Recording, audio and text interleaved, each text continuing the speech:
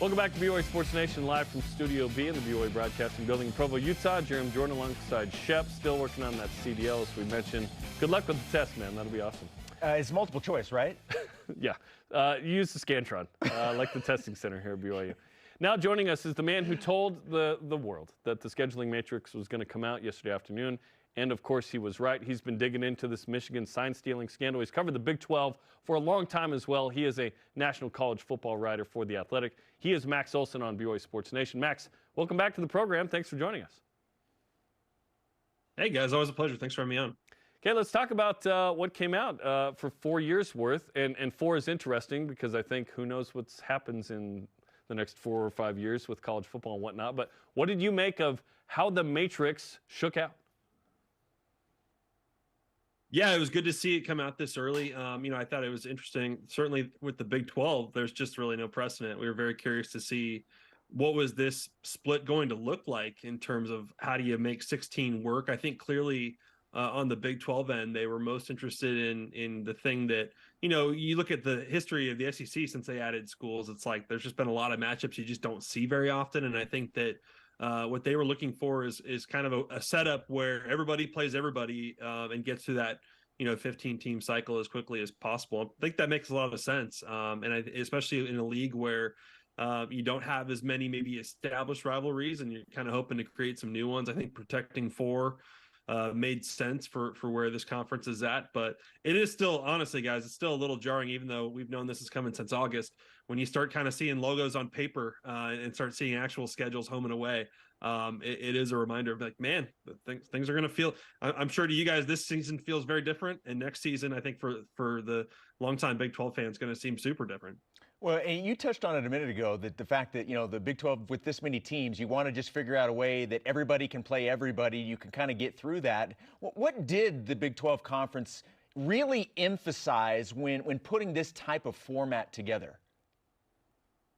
Yeah, I think that you have to be sensitive to just some of these new factors that you're going to have, especially when you add to the West Coast. Certainly, trips to play these 4 Pac-12 schools is not a big headache for the folks in Provo. But, I think that they were mindful of, the overall for a whole conference schedule. Like, can you figure out a way for there to be some balance in terms of just how much mileage, how many games in different time zones each of these teams are playing? And I think they were able to strike a pretty good balance, at least looking at the 2024 schedule. To only ask West Virginia and UCF to go play 1 game in Arizona, I think is important. I think you've got to kind of be mindful that for some of these, there can be some inconvenience to it. But at the same time, that's what everybody signed up for in this league. When Brett Yormark came in as commissioner of the Big 12, he's been saying from the jump he wanted to be in every time zone. And look, that's part of it, right? When you achieve your mission, then people are going to have to agree to play some more night games and maybe have a little bit further trips for games. And, I think first time around for a lot of fan bases, it'll be exciting to go to some different places, but you got to find a schedule where nobody kind of feels like, man, we feel like we kind of got screwed on this one. Was hoping that happened to Utah, but that was just me, I think. Max Olson of The Athletic joins us on BYU Sports Nation. It's interesting that like a year and a half ago when the NCAA said, okay, you don't need to take division champs. You can decide how you justify who's in your conference title game. Then all of a sudden, some leagues were like, we don't need divisions at all. I think if that hadn't happened, today we may be looking at division schedule plus crossover into the other division. The SEC still does that, but and they have a lot of rivalries that way. What do you think of sort of that announcement, how that may have affected what happens with these schedules now? Yeah, it's a good point. I think that certainly when, especially when BYU, Houston, UCF, Cincinnati came on board, there was a lot of intrigue about, well, the Big 12, go back to divisions, kind of how do you split that up? How do you is there a kind of a neat, tidy way to do that with their new map of members? And, I think the thing that was always kind of the dominant,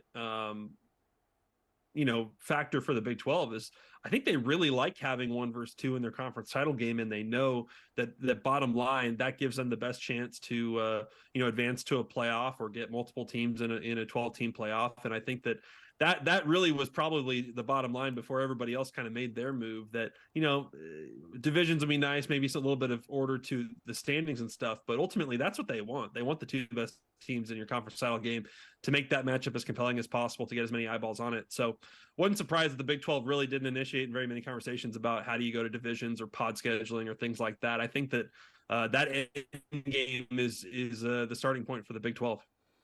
I think some of us were a bit surprised that there were only 4 protected rivalries in the Big 12, and obviously BYU and Utah is one of them. In your opinion, where does that matchup, that rivalry game, rank in terms of the protected rivalries in the conference?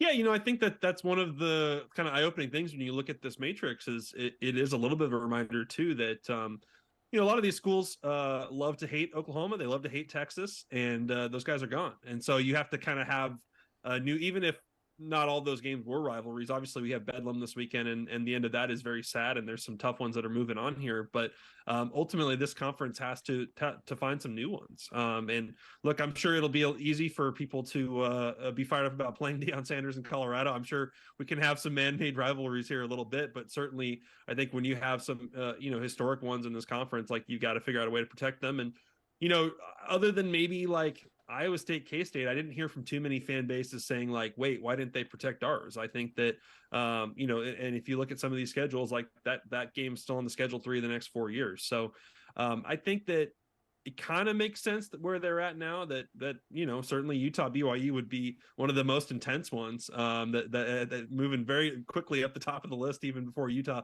gets in this conference. I certainly get that sense from y'all. So I think that one is a big deal, and you kind of hope to see, like, can there be some other rivalry? Can there be other fan bases and other programs that, like, for example, BYU is just really excited to play every year?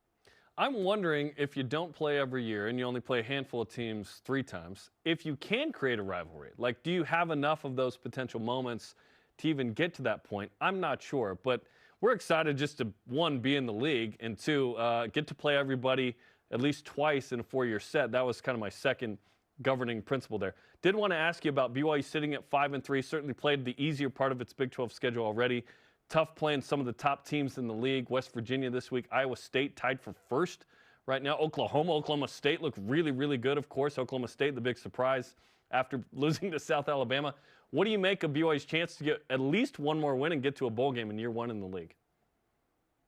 Yeah, I like the chances of getting one more, and I think that it's really a testament to this program that it was, of the 4 schools coming in, I think you'd have to say BYU was the most Big 12 ready of the 4. And look, in a lot of ways, that's not shocking based on the talented program that Coach Taki's built and just the consistency there.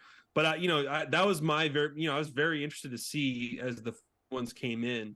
Like, I'm not surprised Cincinnati and Houston have really struggled, just kind of where they're at as programs, but to see UCF, had that winless start to conference play was a little bit surprising to me. I thought that they would potentially compete, and that kind of goes to show you, like, man, it's that schedule week to week for some of these programs is pretty tough. And just, can you stay healthy enough? Can you have enough depth to be comparable to some of these Big 12 teams? And then if you do, can you still figure out a way to survive these games in the fourth quarter, because you're going to end up in a lot of close games. And so impressive that BYU has been able to win a few. And, I think that it's not shocking, given that certainly BYU has a long history of playing Power 5 competition. So I think that helped quite a bit. And, I think this is a good starting point. I'm sure that you want to win a few more, but, I think it's a pretty good start, especially when you go look at the other 3. Max, there's one big story that everybody's talking about in college football, and that's what's going on with Michigan and the alleged sign stealing. It seems like every day there's a new layer to this that comes out. What do you make of all of this, and where is this going? What does a conclusion to this look like, do you think? Yeah, we just reported a story that we put on The Athletic on Wednesday, where we surveyed 50 coaches, myself and Bruce Feldman, about coaches throughout the industry, in all 10 conferences, about what they really think of Michigan. And, far and away, the response from coaches who are paying very close attention to this, not, coaches that don't play Michigan, that aren't in the Big Ten, are very curious to see where this is going. 94% of the coaches we surveyed believe Michigan should be punished for this. They believe that the alleged, reported details of the signal stealing scheme provide a significant advantage, even though Michigan has built one of the best programs in the country. You even talk to people who have a history of signal stealing, and they say this is a way more significant advantage than just, trying to get signals off TV copy like everybody else does. And so, where this goes in terms of the details on where Connor Stallions was at some of these games, who he sent out, what kind of footage they got. To me, it's like, it's different than recruiting allegations and things like that take out a long time to play out. If Michigan sent people to games in 2023, to Big Ten stadiums in 2023, and had people sitting in those seats filming games, I think it is a pretty significant integrity issue for the conference, one that affected everybody in their league. And I certainly can understand why there are a lot of coaches and ADs who feel pretty strongly about this, and wonder if Tony Petitti, the new commissioner, is going to step in and make a decision on, whether Michigan can play in the Big Ten title game.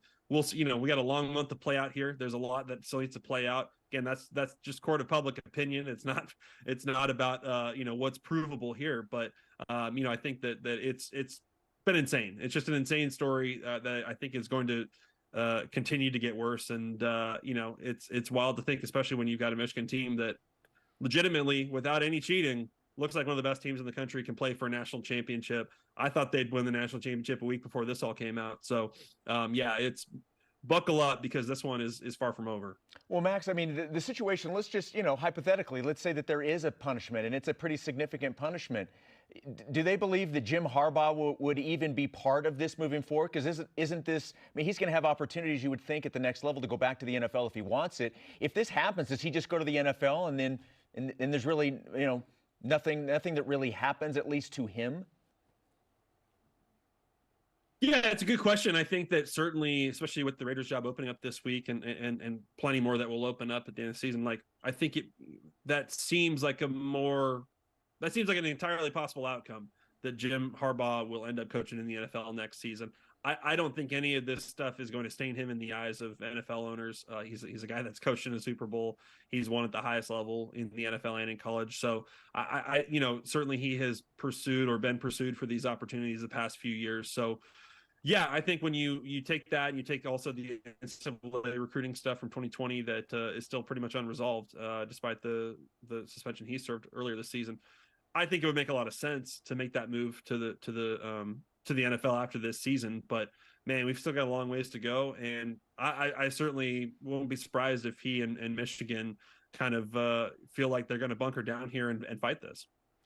Senior college football writer Max Olson from The Athletic joins us. I enjoy reading your stuff, following you on Twitter. How can the people do so? Yeah, follow me on Twitter, Max_Olson, and you can read all my work on The Athletic. Now's a great time to sign up. We've got best college football coverage out there. If you haven't checked it out, give it a free trial. Just go check out our coverage of Michigan and Big 12 and everything else. Long form writing matters. Max, we appreciate the time, and thanks for the info. Thanks, Max.